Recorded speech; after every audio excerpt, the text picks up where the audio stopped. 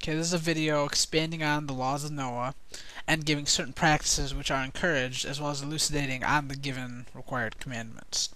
Now, first, let me point out that something that I've mentioned before, and that is that the laws of Noah are the minimum requirement to avoid capital punishment on this earth.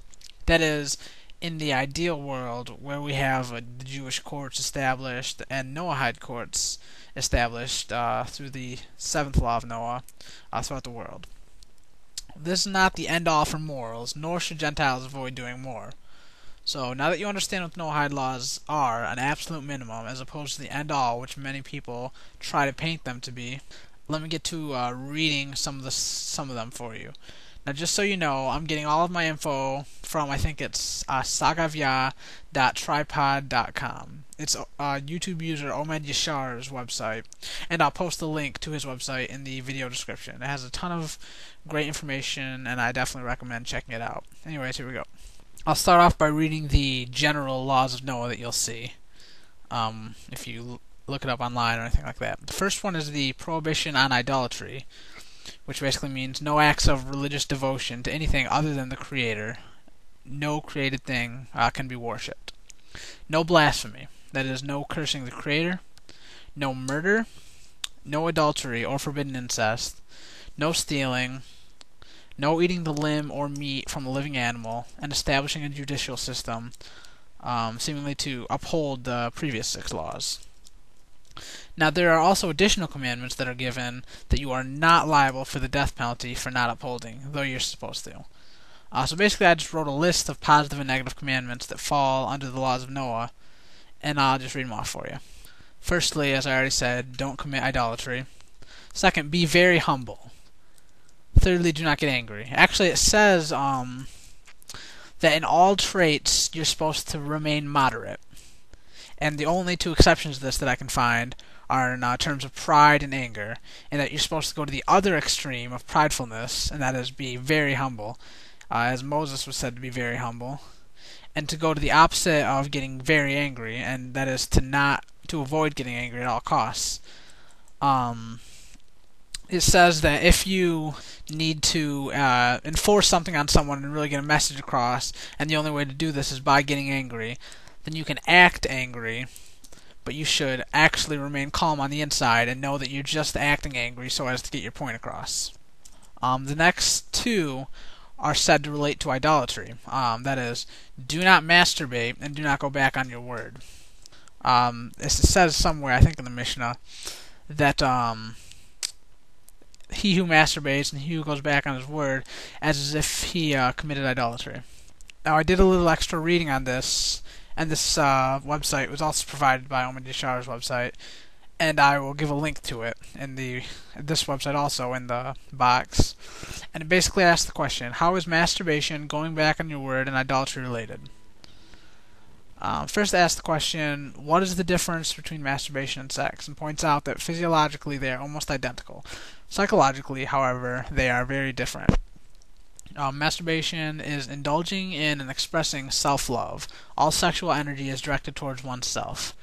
Now, going back on your word is basically putting your own desires over the expectation of others.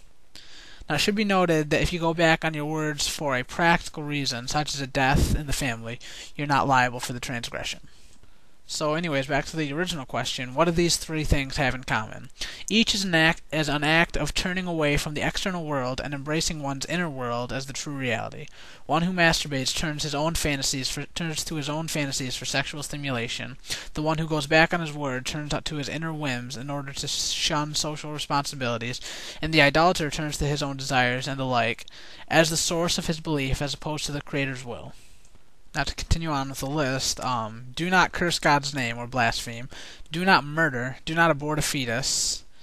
And then, do not be a free spender. That is, don't be loose with your money. Don't be someone who just blows his money without thinking.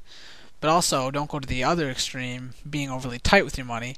That's to say what I mentioned earlier as far as moderation in your qualities. It's the same thing with spending your money. Be moderate. Don't be lazy. Forgive easily. Don't become obsessed with work. Study the Torah that relates to you. That is the Noahide laws and how they relate to yourself. Do not be quarrelsome. do not be jealous, do not be lustful, do not pursue personal glory, and as I said earlier, be moderate in all traits except humility and anger. Oh, and something I forgot to mention earlier in regards to murder is also do not commit suicide. Now to the laws that have to do with sexual immorality. Do not have sex with your mother, with your father's wife, with another man's wife, with your sister who has the same mother, another male, or an animal. Also, don't be clownish, as in don't be someone who laughs all the time and acts like that. And to go to the other extreme, that's that same moderation thing, don't be overly depressed. So basically it's saying be happy. Moderation. Don't steal. And that's to say don't steal anything. It says even less than the smallest amount of currency. So even stealing a penny from someone is a violation of the laws of Noah, and you deserve the death penalty for that. Don't hold back from paying someone that you owe. Don't, for instance, eat something that you're working with outside of work if you're not permitted to do that. Don't rape. Don't kidnap. Don't eat meat or the limb from a living animal. And also, if there were courts, if the Noahide laws were truly being enforced worldwide, then you're commanded to report one who violates one of these commandments. Now, this is to get to some of the commandments that are specifically mentioned but are not worthy of the death penalty. Or actually, I think it says that you are worthy of the death penalty, but it's not to be carried out. Don't crossbreed animals. Don't join different tree species together. Don't hit a Jew or an Israelite and cause him any pain. Don't overly occupy yourself with Torah study in the way that a Jew would occupy himself with Torah study. Don't make for yourself a Sabbath day, whether that is on the Sabbath, as on a Saturday, as the Jews keep it, or even an additional Saturday, such as a Christian who would make Sunday to be a Sabbath day. Don't make yourself a holiday. That is to say, don't make a religious holiday, such as I've got to assume from my reading of it, such as Christmas and something like that. Christmas, Easter, that sort of thing. And this is all where it comes from. Don't keep the traditional Jewish thing, which is don't keep the Sabbath like a Jew. It says that right there. Don't make for yourself a Sabbath day. Don't make for yourself a religious holiday.